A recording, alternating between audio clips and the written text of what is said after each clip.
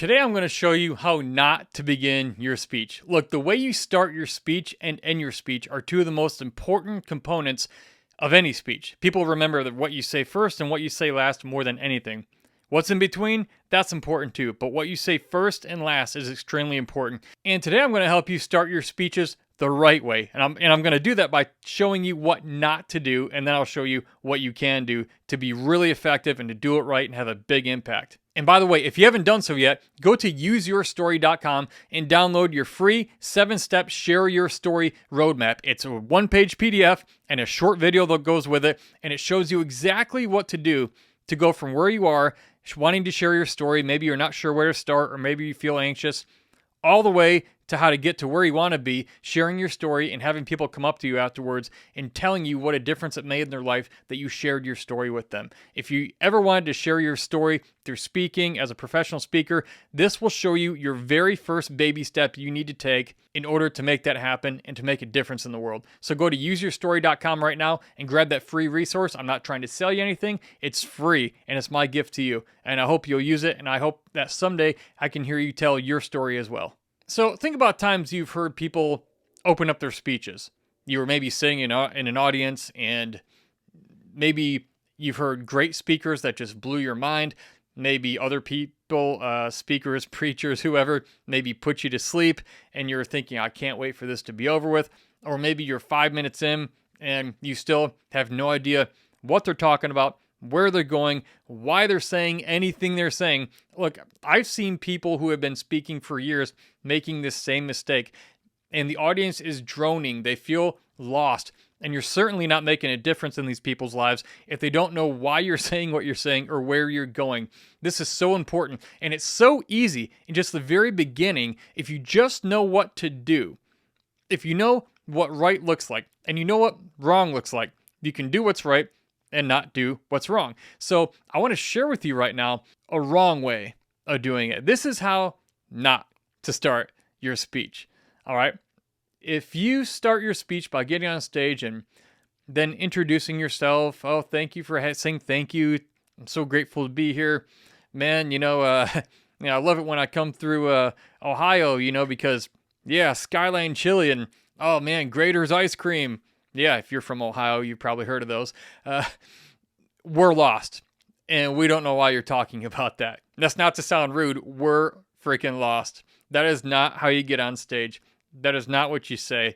If you're a pastor of a church, maybe, and you're going, hey, all the other campuses, Grand Prairie, South Lake, Frisco, if that's the first thing you say getting on stage, look, I've never felt unwelcome if I was sitting in a satellite campus or watching like a church or something, a service, and if they didn't address me, I've never thought to myself, gosh, he didn't even address me. He didn't address our campus. No, I just can't wait for them to get past it and get on with the message. I'm here because I want to get something out of these people. I want to hear a message that can help me live a better life. And that's in any audience, whether it's a church or corporate. You don't want to be that person. Okay? So don't get on stage. And worst of all, people do this because they get nervous, and I understand it, but don't do this. Don't get up there and say, oh gosh, I'm so nervous, but I'm going to give you all I got. Look, when someone says that, most of the time, and I have friends who have done it, I've seen people do it, most of the time, if they didn't tell the audience how nervous they are, the audience probably would have never known. And that might be hard to believe, but it's true.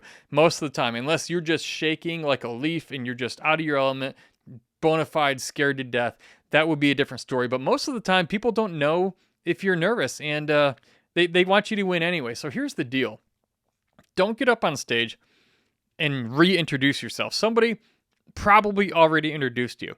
You don't need to get up there and tell them your name again. You don't need to get up there and thank them for letting you be on stage or talking about yourself and trying to list all your credentials and all this stuff. Look, if you're on stage already, people tend to look at you at an elevated status. You're sort of on a pedestal, and they already sort of trust you, unless you give them any reason not to. All right. So these are just a few ways not to start your speech. Now, I'm going to tell you how you should start your speech. And there's a couple of ways, but they all sort of fall under an umbrella. Okay, so think about this. This is a marketing lesson, but it's an important one. Don't think the word marketing is bad, by the way. It's not. People buy things and spend money, you and I both, because we want problems solved. We pay attention to people who are solving problems we have in our lives, regardless of what problem it is or in what area of our lives. So when you get on stage, whoever you're talking to, you need to have some sort of idea before you even book the event or show up. What's the problem you're solving for the audience? This is something you find out when you do the pre-conference call with the meeting planners and such. And we'll get more into that in the Use Your Story program. But you're there to solve a problem. Your story, your speech should solve a problem for the audience. Now, there's a couple of ways to go about doing this.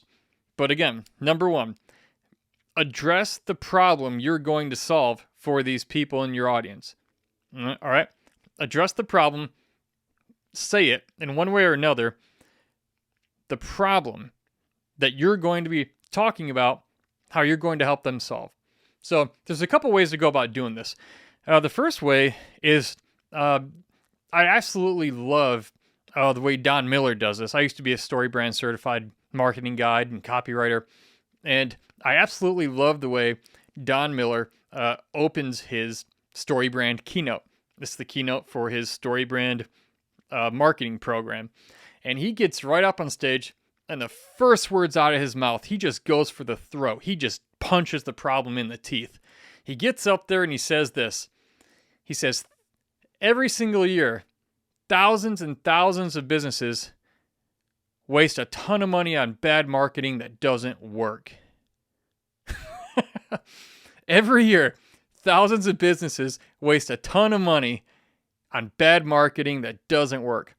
Now, he's usually talking to business owners or audiences full of companies and marketing teams and things like that. Well, the problem he solves at StoryBrand is that he teaches how to clarify your marketing message so more customers engage and show up and buy from you. So just in that one sentence, he said what the problem is. And not only that, it's a problem that everyone in the audience resonates with, because anyone who's been in business and has to do marketing, you know that there are marketing companies out there that you've wasted thousands of dollars on.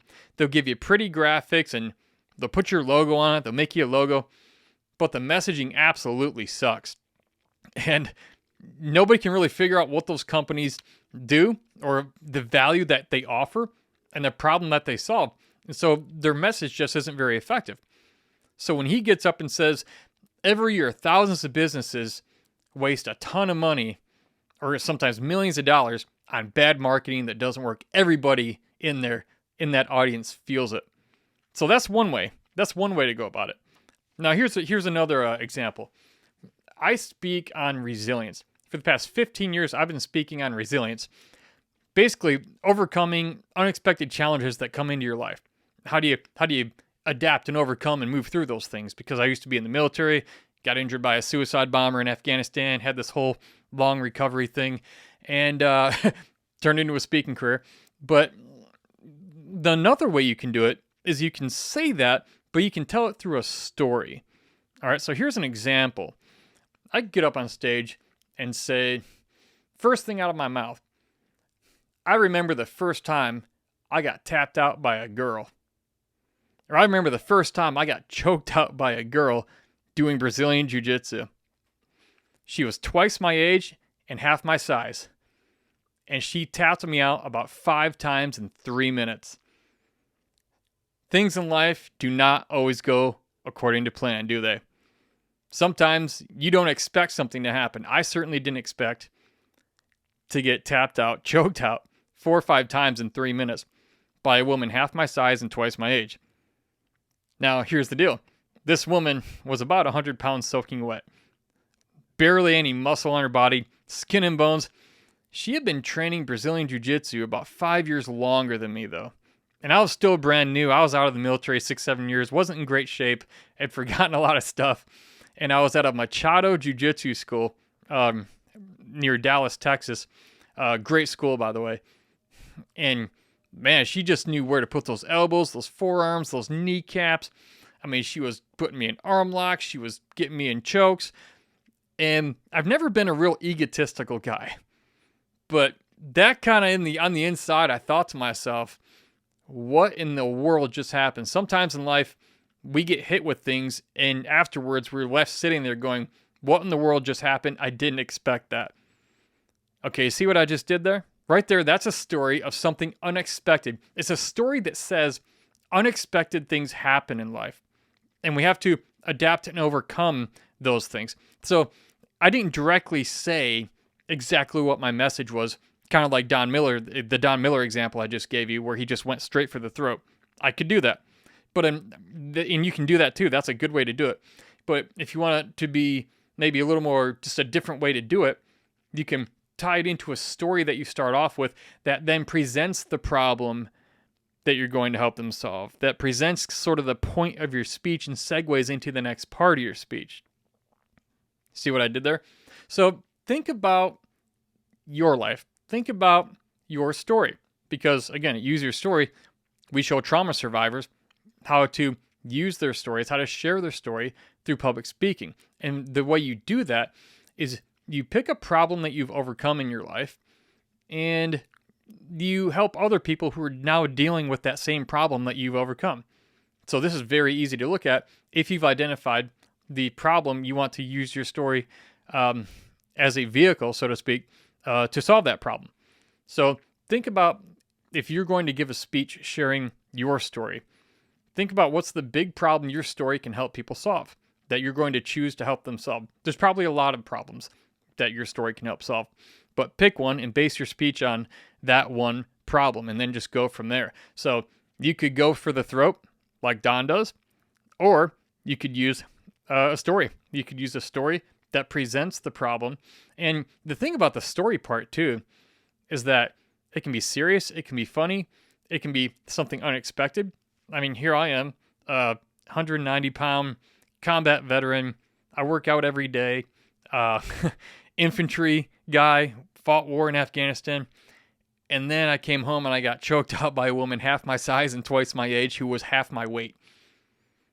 Yeah, see, that's got some humor to it. Like, what, are you kidding me? Like, wow, that must have shot your ego down. I didn't have that big of an ego. And I've never been egotistical, like I said, really egotistical, but it definitely made me sit back and think, I'm sure glad I never ran into that lady on the street, because you couldn't tell by looking at her what she could do to you. But boy, my future was literally in her hands. So as much as it would pay me to say that, she was good. She was really good. And she'd been training, 3 to 5 days a week for about 4 or 5 years. And so she definitely earned it. But that's one way I open my speeches. And that's two ways you can do it. You can go right for the throat, present the problem, or you can tell a story that relates, that conveys the problem and presents it to the audience. And then you can start into the next part of your speech, relating it to their lives, and then going into your points and all the rest. And so I hope this has been helpful for you. And I want to ask you this. What problem, might be many, but again, what one problem can your story solve for people? That could be a great thing to base your speech on. And you'll know exactly how to open your speech effectively if you'll do what I said in this video, as long as you've identified that problem. So again, if you haven't done so already, make sure you go to useyourstory.com and grab that free 7-step, very simple, share your story roadmap. It's 7 simple steps, baby steps for how you can get started and get from where you are to where you want to be, sharing your story with the world. So go grab it at useyourstory.com, and I'll see you in the next episode.